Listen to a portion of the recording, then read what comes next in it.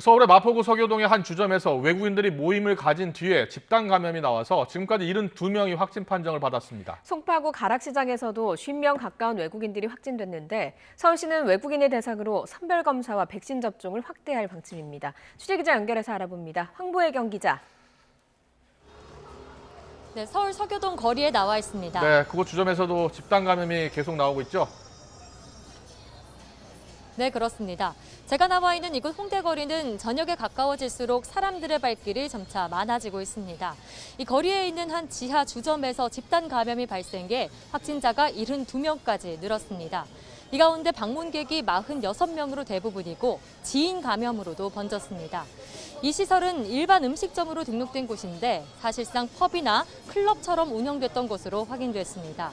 또 확진자 대부분은 베트남인들로 지난 19일부터 23일까지 닷새 동안 이곳에서 모임을 가진 것으로 확인됐습니다. 부천이나 인천 등 수도권은 물론 천안, 속초 등 전국 각지의 베트남인들이 이 시설에 모였던 것으로 파악됐습니다.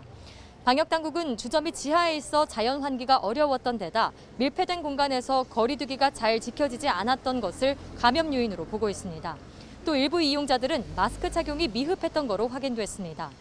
중대본은 재난 문자를 보내 지난 19일부터 23일 사이 이곳 주점을 방문한 사람은 코로나19 검사를 받아달라고 요청했습니다. 또 추석 연휴 이후 코로나19 확산세가 계속되는 만큼 이동과 모임을 자제해 줄 것을 당부했습니다. 수도권 집단 감염 상황은 어떻습니까? 네, 우선 송파구 가락시장 관련 집단 감염이 규모를 계속 키우고 있습니다.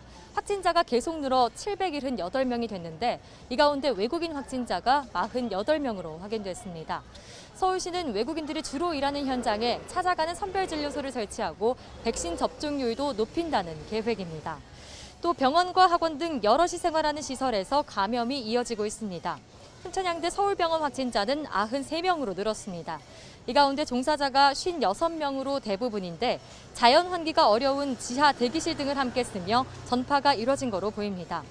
경기 김포시 요양원에선 종사자가 처음 확진된 뒤 17명이 양성 판정을 받았습니다.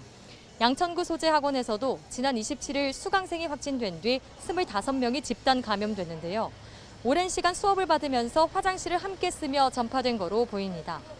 다음 달 개천절과 한글날 연휴를 앞두고 긴장감이 높아지는 가운데 방역당국은 내일 거리두기 연장 여부를 결정할 방침입니다.